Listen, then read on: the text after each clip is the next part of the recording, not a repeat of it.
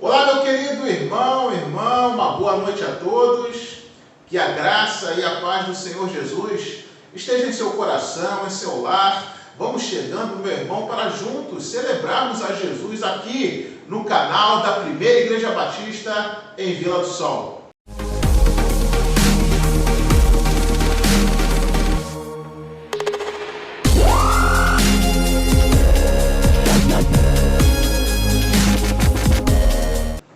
Nós estamos iniciando o nosso culto de oração e estudo bíblico. É tempo de colocarmos diante de Deus nossos pedidos e agradecimentos, orarmos juntos e orarmos uns pelos outros, na certeza do cuidado, misericórdia, amor e graça de Deus, que faz de nós sempre pessoas melhores pela transformação e aperfeiçoamento que vem pela ação do Espírito Santo. Portanto, vamos iniciar esse culto louvando a Deus, com o hino de número 46 do cantor cristão, Louvemos ao Senhor.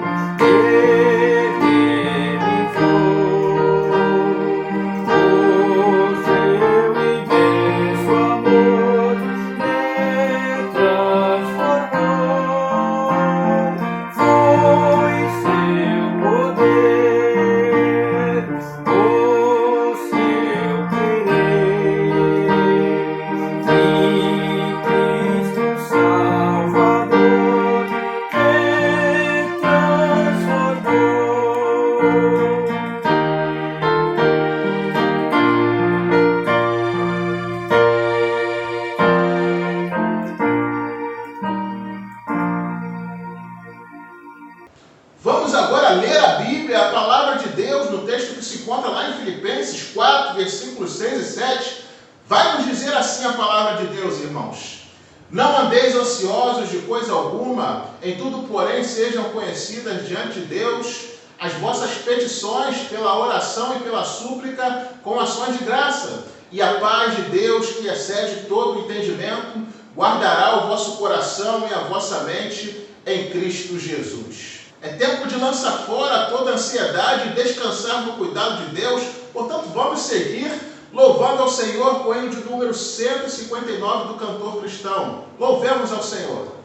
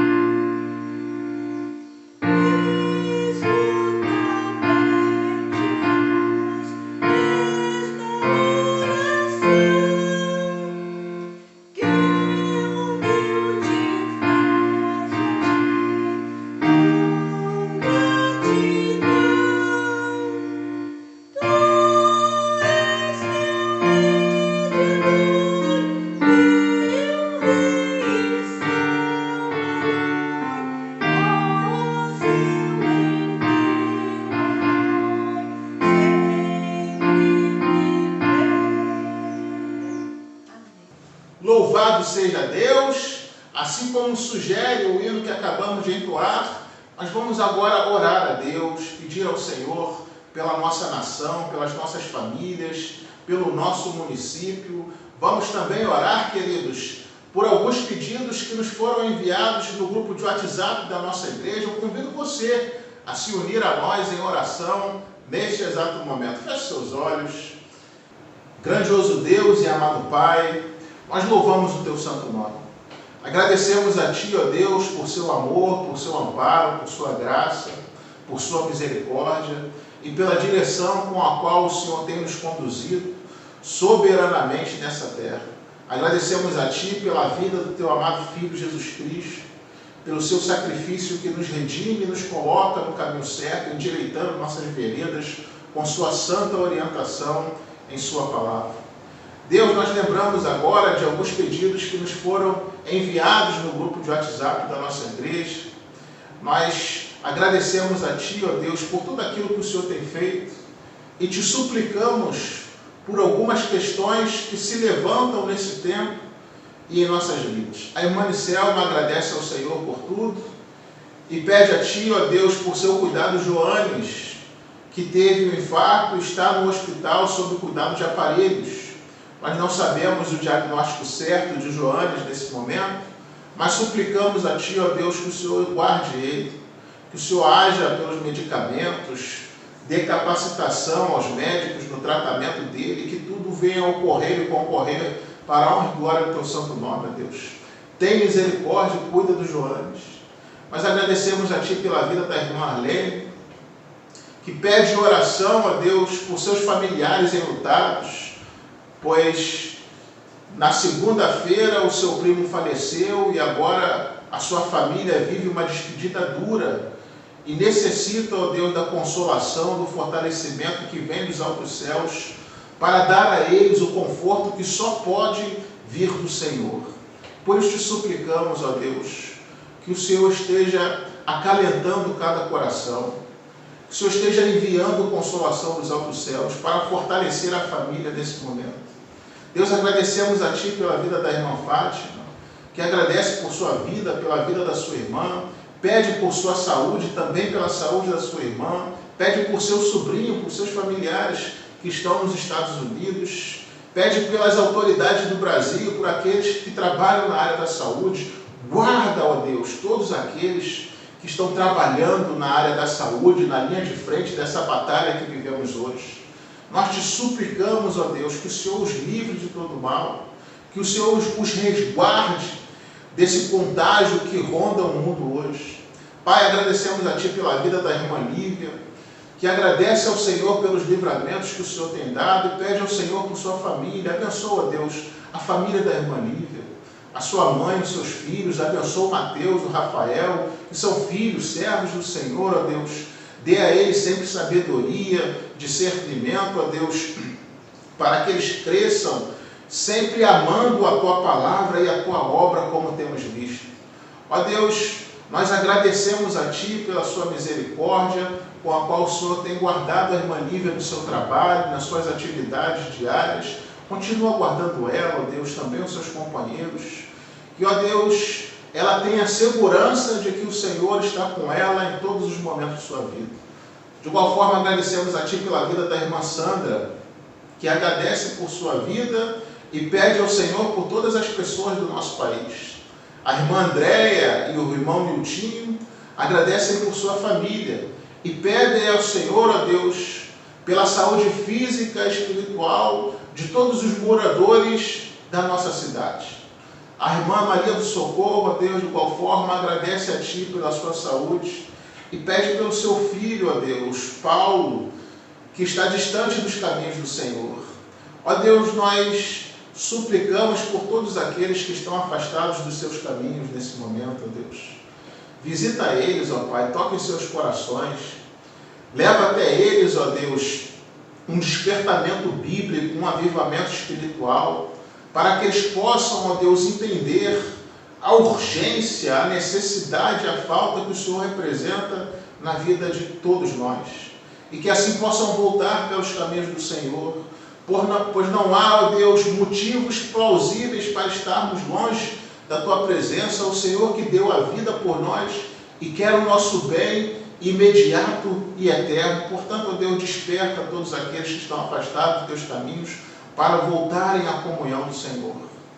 Nós agradecemos a Ti, ó Deus, pela vida da nossa irmã Raquel, que pede pelo seu lar. Abençoa, Deus, o lar da irmã Raquel. Abençoa o nosso irmão Aníbal. Dê a ele força, ó Deus, para que ele tenha sempre o coração na Tua obra. Ele que é Teu filho, Teu servo, ó Deus.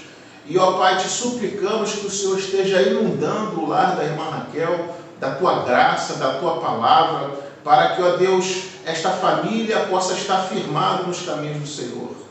Ó Deus, também, Pai, abençoa a nossa igreja, que, ó Deus, está passando por um momento difícil e inusitado, nunca antes visto em sua história. E mais do que nunca, precisamos do amparo, da orientação que vem do Senhor. Deus, a irmã Hélida agradece por sua vida, por sua família. E, ó Deus, pede que o Senhor esteja tendo misericórdia e lhe concedendo o seu amparo de forma constante também nesse momento.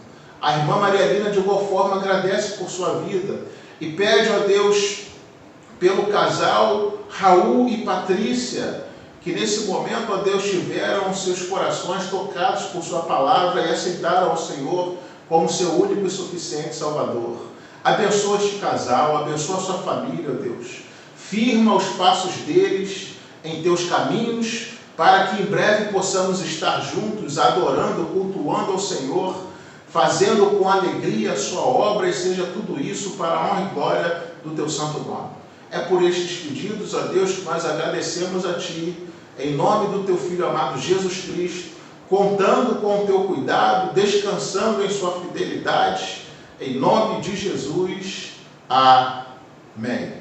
Vamos ler a palavra de Deus mais uma vez, texto que se encontra lá no livro de Isaías, versículos de 1 a 3. Esse texto, que é muito conhecido, vai nos dizer assim na palavra de Deus, irmãos. No ano da morte do rei Uzias, eu vi o Senhor assentado sobre um alto e sublime trono, e as abas de suas vestes enchiam o templo. Serafins estavam por cima dele, cada um tinha 6 asas, com 2 cobriam o rosto, com 2 cobriam os pés, e com 2 voavam, e clamavam uns aos outros, dizendo: Santo, Santo, Santo é o Senhor dos exércitos, toda a terra está cheia da sua glória. E vamos seguir louvando ao Senhor com o hino de número 9 do cantor cristão: Santo, Santo, Santo.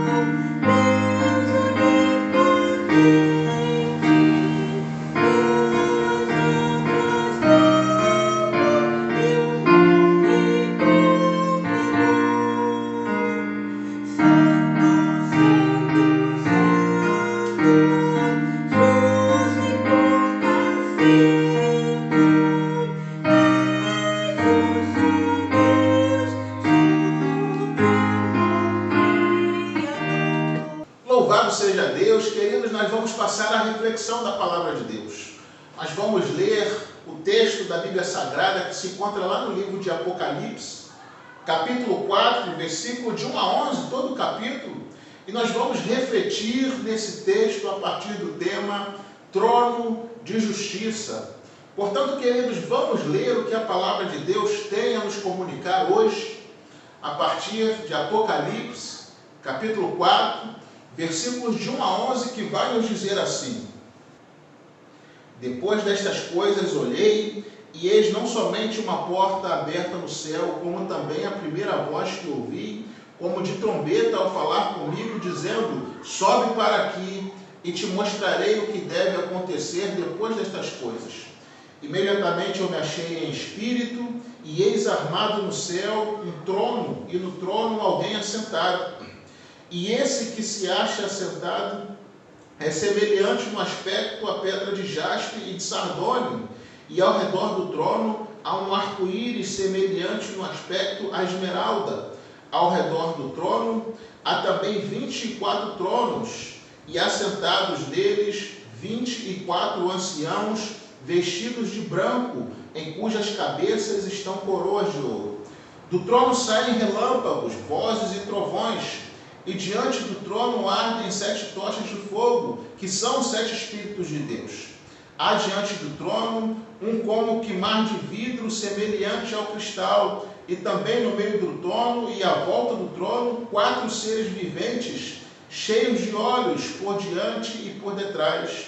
O primeiro ser vivente é semelhante a leão, o segundo semelhante a novilho, o terceiro tem um rosto como de homem, e o quarto ser vivente é semelhante à águia quando está voando.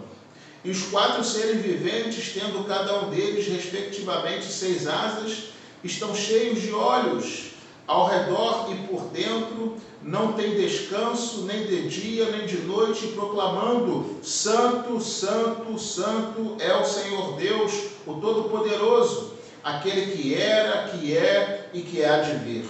Quando esses seres viventes derem glória, honra e ações de graças ao que se encontra sentado no trono, ao que vive pelos séculos dos séculos, os 24 anciãos prostrar-se-ão diante daquele que se encontra sentado no trono, adorarão o que vive pelos séculos dos séculos e depositarão as suas coroas diante do trono, proclamando: Tu és digno, Senhor, Deus nosso, de receber a glória, a honra e o poder, porque todas as coisas tu criastes, sim, por causa da tua vontade, vieram a existir e foram criadas. Trono de justiça. Queridos, estamos entrando hoje na segunda visão da nossa série de estudo no livro de Apocalipse. No capítulo 1, versículo 11, João recebe a ordem para escrever e enviar a mensagem às 7 igrejas. Aqui, a partir do capítulo 4, no versículo 1, ele é chamado para subir ao céu e ver o que está para acontecer. Quando João chega no céu, ele vê um trono que domina, na verdade, todo o livro, toda a história, todo o universo. No capítulo 4, a soberania e a majestade de Deus são os temas centrais, e o ritmo que predomina é a adoração. No capítulo 5, o Cordeiro torna-se o foco das atenções e fica em pé no meio do trono. O capítulo 4 celebra o Deus da criação, e o capítulo 5 vai celebrar o Deus da redenção. A primeira visão foi do Cristo glorificado no meio da sua igreja. Depois da primeira visão do Cristo exaltado, que cuida da sua igreja, começa então a revelação do que acontecerá depois dessas coisas. Deste capítulo em diante, a visão será das grandes tensões que a igreja enfrentará até a segunda vinda de Cristo. Esta revelação inclui a destruição dos poderes do mal, de Satanás e da morte, mas antes de serem destruídos, estas forças mais se empenharão no esforço desesperado para frustrar os planos de Deus, tentando destruir a sua igreja, o seu povo. Essa é a grande tensão entre o reino de Deus e o reino de Satanás. A mensagem central do livro de Apocalipse é mostrar para a igreja perseguida que o seu Deus está no trono do universo. Antes do mundo perseguir a igreja, como veremos na abertura dos 7 selos, e Deus visitar o mundo com seu juízo parcial, descrito nas 7 trombetas, e o seu juízo final, descrito nas 7 taças, é revelado a João que Deus está sempre e sempre esteve no governo do universo. Não importa quão temíveis ou incontroláveis as forças do mal pareçam ser na terra, eles não podem frustrar os desígnios de Deus, nem vencer a igreja, pois Deus está governando o universo a partir do seu trono, como vemos nesse texto. Portanto, queridos, o destino da igreja não está na mão dos homens, mas nas mãos de Deus.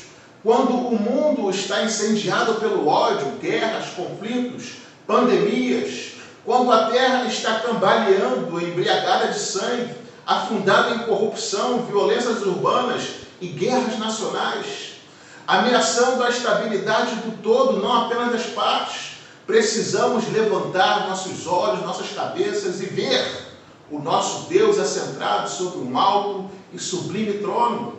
Ele é quem governa o universo. No meio das provas e tribulações, precisamos fixar nossos olhos naquele que é o Rei dos Reis e Senhor dos Senhores. Por isso, em primeiro lugar, o livro de Apocalipse revela o céu, não descobre a terra. É uma revelação, queridos, do poder que emana do céu e governa o nosso destino. É isso que devemos ter como foco.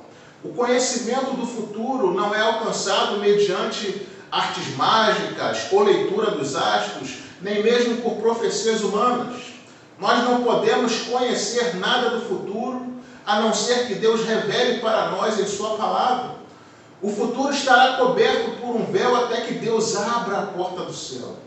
O céu aberto não libera apenas acontecimentos, como vemos aqui, mas também entendimento.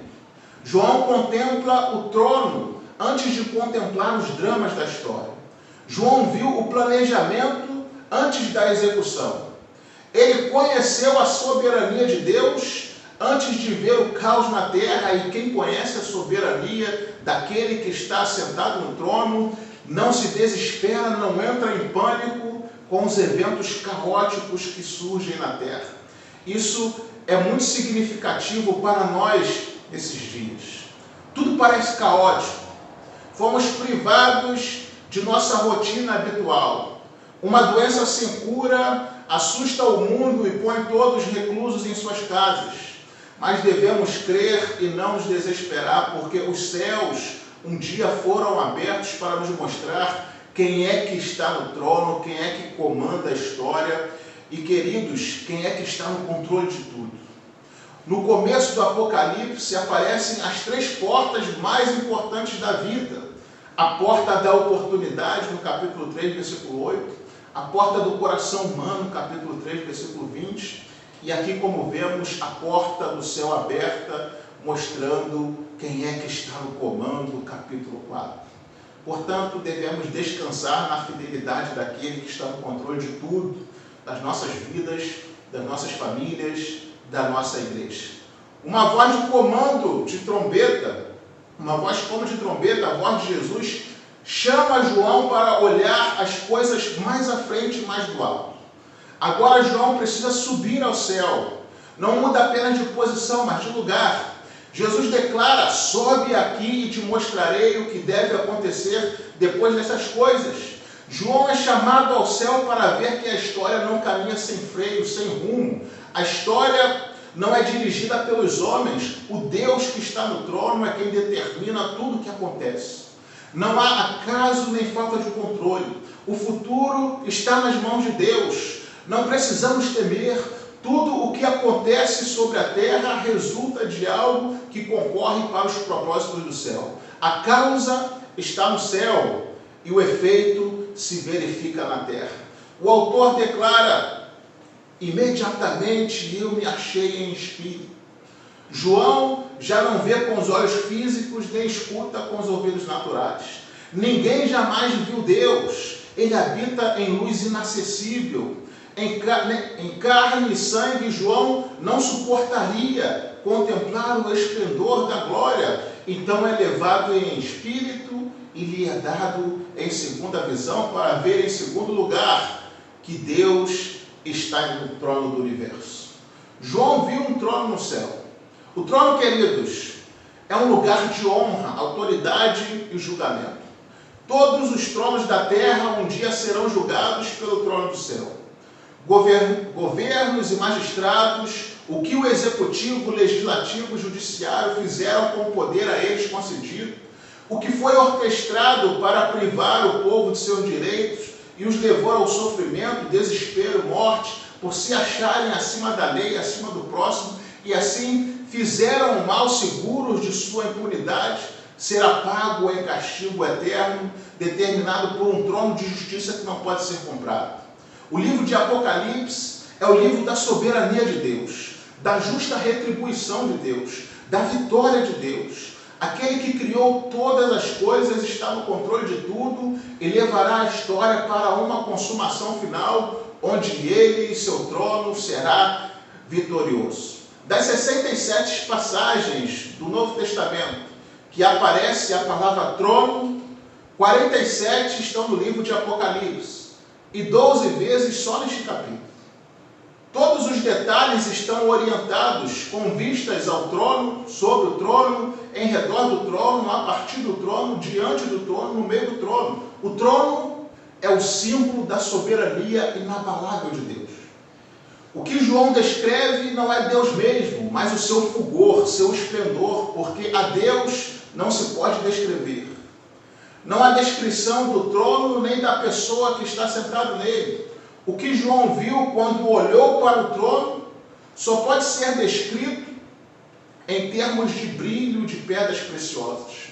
João então descreve Deus como um ser absolutamente único e singular. João diz que ele é semelhante no aspecto à pedra de jaspe, a mais cristalina, a mais pura, sem nenhuma poluição, é o nosso diamante. Há uma abundância de luz que emana dessa pedra. E o nosso sardônio também, assim como é descrito nesse texto, cor vermelha, ou seja, é mais translúcida que existe. João vê beleza, riqueza, abundância de luz. Deus é luz, ele habita na luz inacessível. É isso que João está querendo comunicar com essa figura de linguagem. A pedra de jaspe branca descreve a santidade de Deus e o sardônio vermelho, o seu juízo, ou seja, nosso Deus é santo e justo, assim como vemos nas palavras de João. Quais são as características do trono de Deus? O trono de Deus é um trono de graça e misericórdia. Ao redor do trono há um arco-íris semelhante no aspecto à esmeralda. O arco-íris é o símbolo da graça e misericórdia de Deus em sua aliança de que não mais destruiria a terra por meio do dilúvio. Normalmente, o arco-íris aparece depois da tempestade, mas aqui ele aparece antes dela. Para os filhos de Deus, a tempestade já passou, porque Cristo já se deu a si mesmo para nos resgatar do dilúvio do juízo. Agora temos o sol da justiça brilhando sobre nós. Ainda que o juízo venha sobre os homens, mesmo sabendo que em tudo somos atribulados, a igreja de Cristo pode contar com a misericórdia de Deus.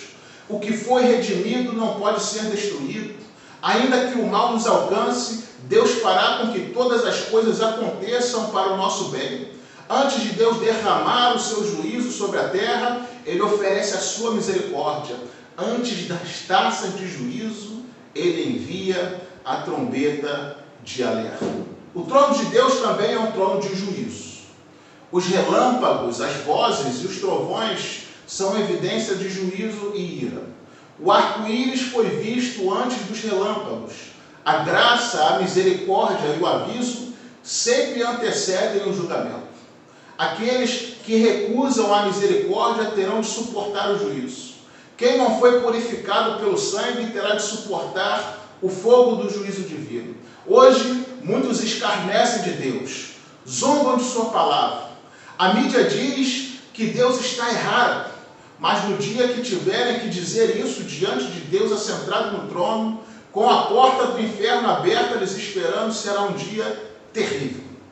Terrível. Precisamos tomar uma posição. Arco-íris vem antes de relâmpagos e trovões, aqui como vemos nesse texto. A graça vem antes do juízo. Na primeira vinda, Jesus veio em graça. Na segunda, virá juízo. O tempo é agora, queridos. Hoje é o tempo oportuno para a salvação.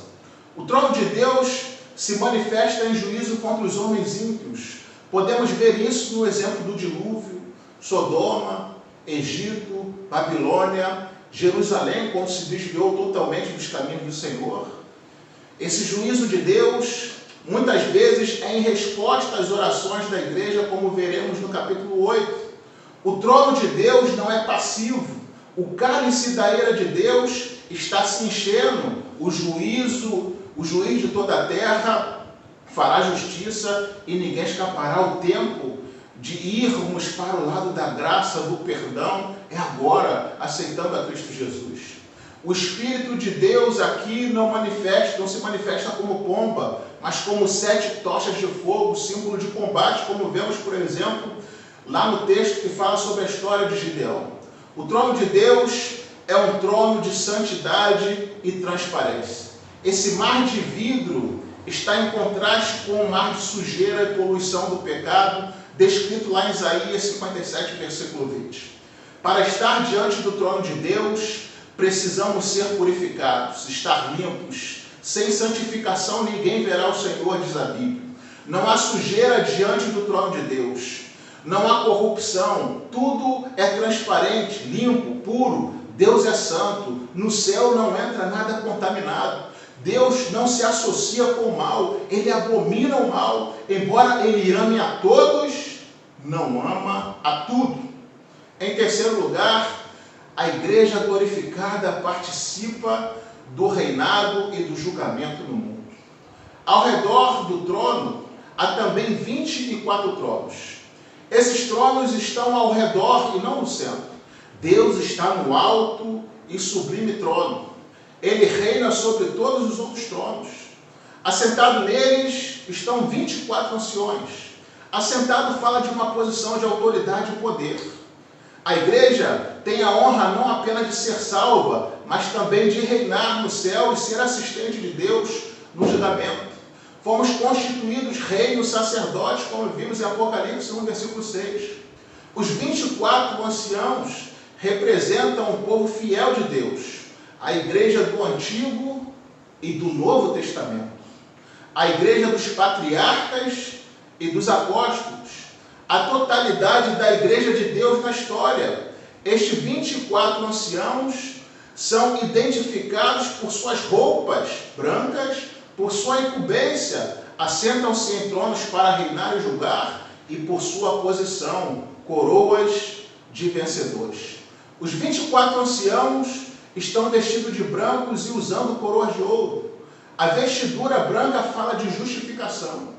As vestiduras brancas são vestimentas que se prometem aos fiéis, como vimos no capítulo 3, versículo 4.